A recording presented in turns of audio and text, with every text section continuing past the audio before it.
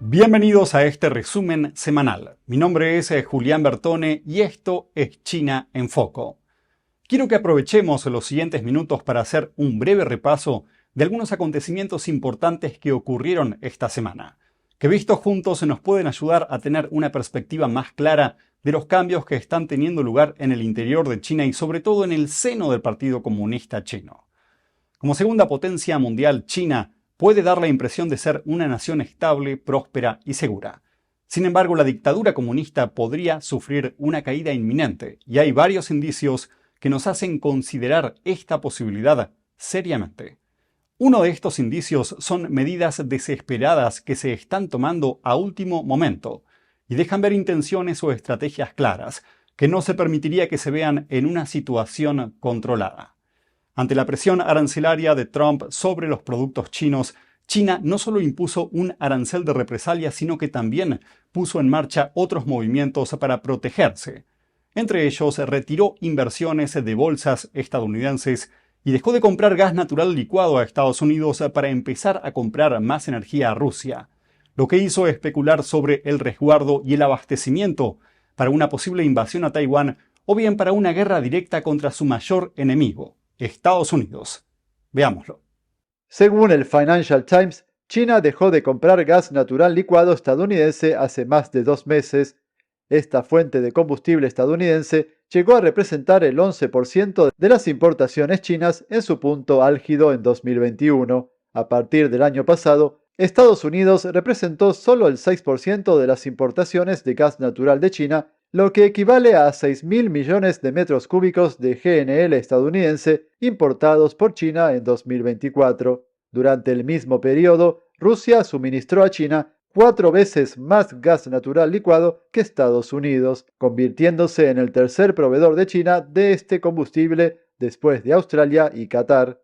El viceprimer ministro chino Ding Xuexian se reunió el viernes con el ministro ruso de Energía, Sergei Tsisvilev. Las conversaciones se centraron en la ampliación del flujo de energía rusa a China, incluidos nuevos proyectos conjuntos de gas natural, y el cambio se extiende a otros tipos de combustible. China también está reduciendo drásticamente sus importaciones de petróleo de Estados Unidos y dirigiéndose hacia Canadá. Por su parte, el presidente del Consejo Europeo, Antonio Costa, declaró que la eliminación progresiva de las compras de combustibles fósiles rusos dejaría espacio para el gas natural estadounidense. Taiwán también anunció planes para comprar más GNL a Estados Unidos. Analistas advierten que este cambio energético forma parte de una estrategia más amplia del régimen chino. La reestructuración daría prioridad a la autosuficiencia para prepararse para posibles conflictos, ya sea la toma de Taiwán por la fuerza o un enfrentamiento directo con Estados Unidos.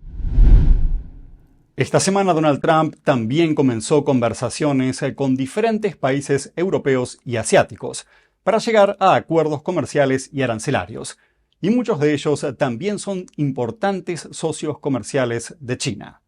Y ante la posibilidad de que Estados Unidos los disuada de ser tan dependientes de los productos chinos o los inste a no correr riesgos con el PSC, el régimen chino lanzó una amenaza a prácticamente todo el mundo, diciendo que cualquier país que deje de lado los compromisos o los vínculos comerciales con China a favor de Estados Unidos sufrirá terribles consecuencias.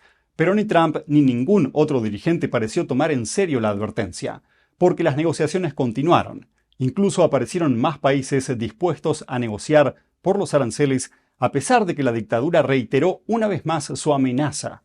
Miremoslo.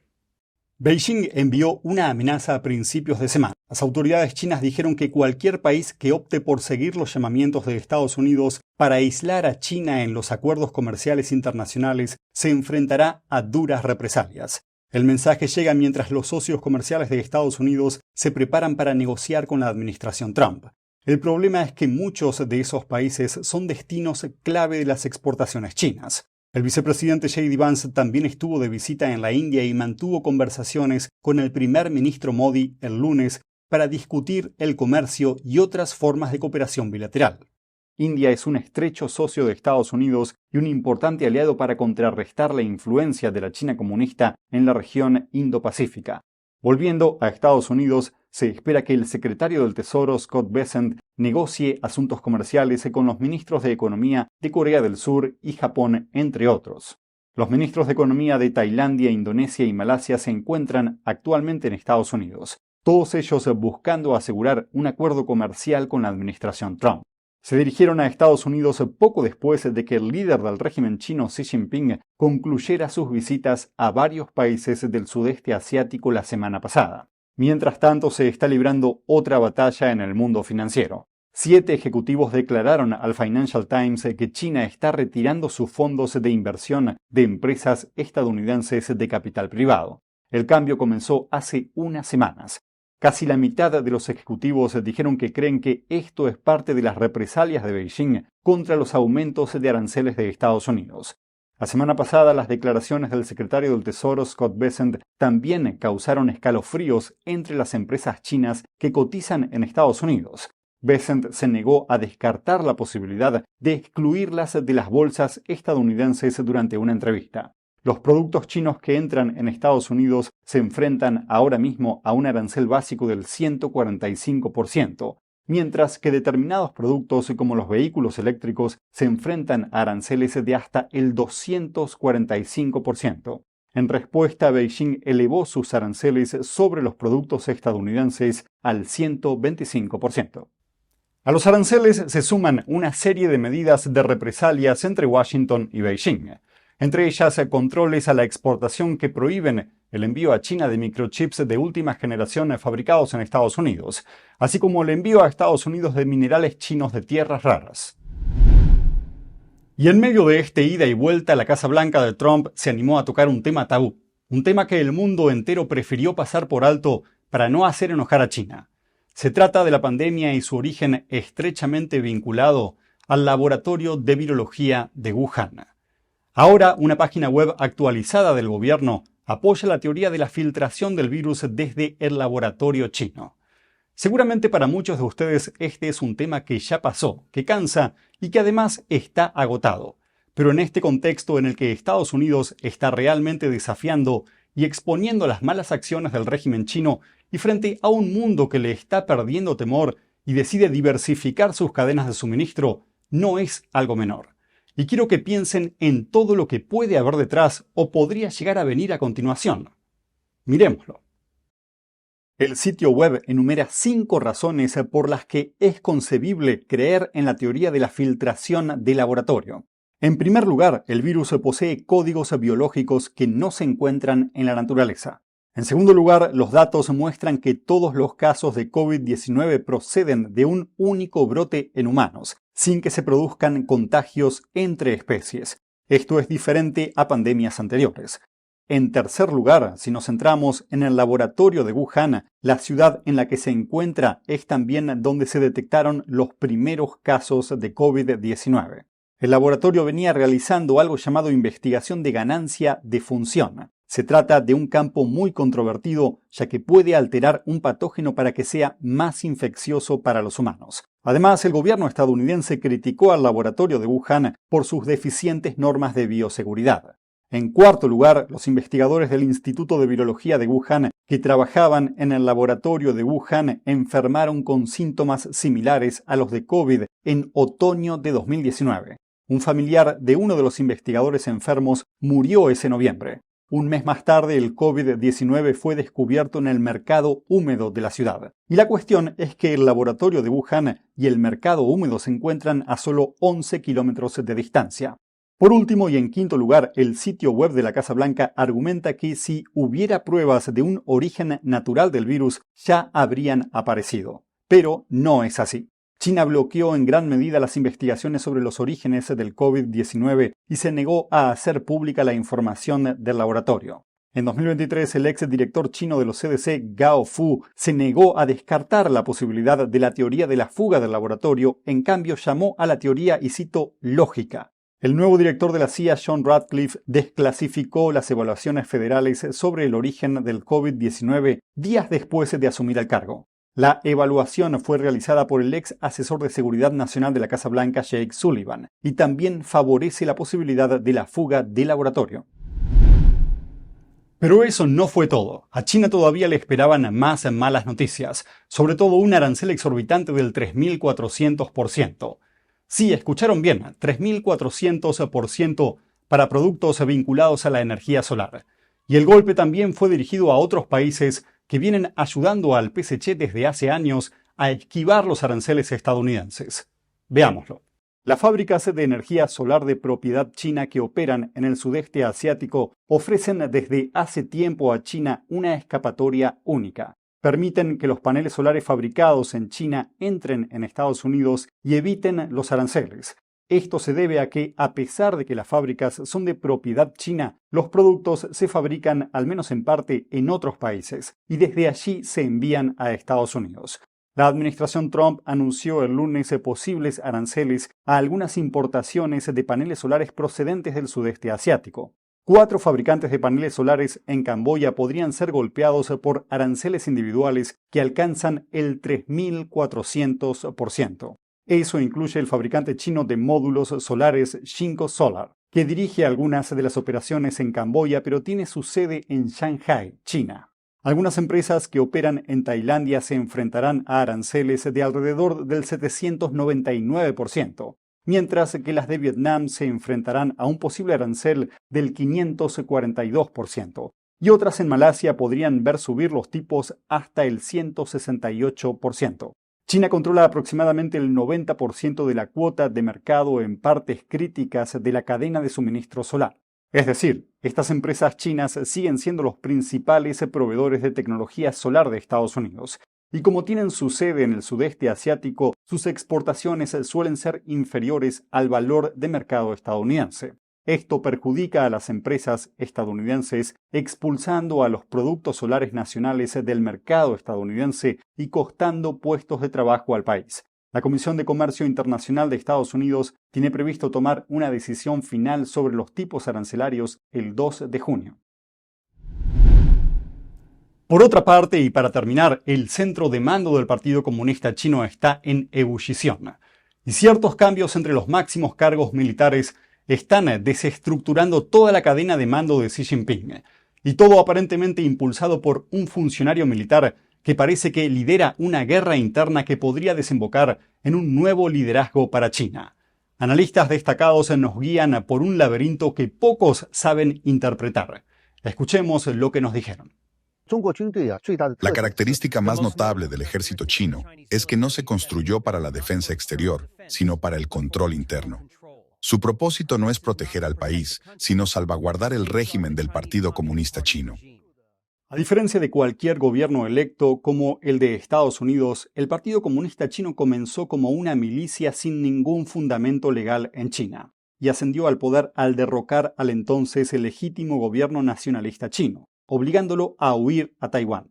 La derrota se produjo cuando las fuerzas nacionalistas estaban agotadas por luchar una guerra de 8 años contra las fuerzas japonesas.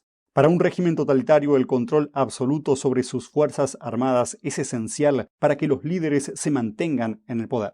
En comparación, el cargo de presidente, por ejemplo, en Estados Unidos, se gana por medio de elecciones democráticas y luego un juramento. De esta forma, el presidente se convierte en el comandante en jefe de las Fuerzas Armadas estadounidenses durante un mandato de 4 años. Pero en la China comunista no ocurre nada de eso. Tomemos como ejemplo al actual líder del régimen, Xi Jinping. Cuando asumió el poder en 2013, sustituyó cuidadosa y sistemáticamente a las personas que no eran de su confianza y colocó a sus leales en puestos militares clave para que su autoridad no se vea amenazada. En ausencia de límites a los mandatos, a menudo los líderes chinos son sustituidos mediante purgas políticas en nombre de la lucha contra la corrupción. Y tras liderar el régimen durante más de una década, muchos expertos chinos afirman que Xi Jinping alcanzó un nivel de tiranía que superó incluso al de Mao Zedong, el hombre que puso al Partido Comunista en el poder en China. Pero parece que algo está cambiando en el seno del PSC. Desde el año pasado circulan sospechas de que los funcionarios más fiables y de confianza de Xi Jinping dentro del ejército chino están siendo el blanco de luchas políticas internas. Tan Xingyuan es un comentarista de asuntos de China que lleva años colaborando con NTD y esto es lo que nos dijo. Si Xi Jinping sigue ostentando realmente el poder absoluto, si puede detener a quien quiera, ¿cómo es posible que no tenga piedad con sus propios leales, mientras deja en paz a quienes le faltan abiertamente al respeto o suponen una clara amenaza para él? En lugar de atacar a sus verdaderos oponentes, persigue a gente de su propia facción. Para mí, esto es inexplicable. La única explicación razonable es que en realidad hay una facción dentro del propio bando de Xi que ahora se le opone. Están utilizando la campaña anticorrupción que el propio Xi lanzó como herramienta para purgar su influencia dentro del ejército. Pero como dijimos, para debilitar la influencia de Xi Jinping, la oposición tendría que purgar primero a sus hombres leales. En cuanto a quién podría ser el siguiente en la línea de destitución, las especulaciones apuntan a la mano derecha de Xi, el tercero al mando de las fuerzas militares de China, un hombre llamado He Weidong. Tanto NTD como The Washington Times y el Financial Times informaron que He Weidong es probablemente la última víctima de las luchas internas del régimen, después de que esté desaparecido de la escena pública desde hace un mes. Las noticias sobre su desaparición citaban al Pentágono, la inteligencia estadounidense y fuentes internas en China. Su destitución podría poner fin al control de Xi Jinping sobre el ejército. Otro de los oficiales militares de Xi podría encontrarse en una situación similar. El almirante Miao Hua está actualmente suspendido de sus funciones y bajo investigación. Cabe señalar que tanto He como Miao sirvieron en la misma rama de la provincia de Fujian en el sur de China durante años. También es el mismo lugar donde Xi Jinping pasó 17 años de su carrera política antes de convertirse en el líder del régimen. Jinping es comentarista de asuntos de China para NTD desde hace años y señaló que el nepotismo es la teoría fundamental del nombramiento de funcionarios por parte del PSC, en lugar de los méritos individuales. Basándose en la lealtad al líder, los lazos regionales y la afiliación faccional, Xi Jinping promovió a miembros de su propia facción, como He Weidong y Miao Hua, consolidando así su poder. Al mismo tiempo, utilizó su campaña anticorrupción para crear espacio para que sus aliados de confianza ganaran más influencia. En la actualidad, el ejército chino está controlado por un grupo de 6 personas, un organismo conocido como la Comisión Militar Central. A su cabeza está el líder del régimen, Xi Jinping. Y dadas las aparentes expulsiones de He Weidong y Miao Hua, veamos quiénes son los otros 3 miembros que siguen activos en el círculo político de China. Estos son el vicepresidente Zhang Youxia y los generales Li Chengli y Zhang Shengming.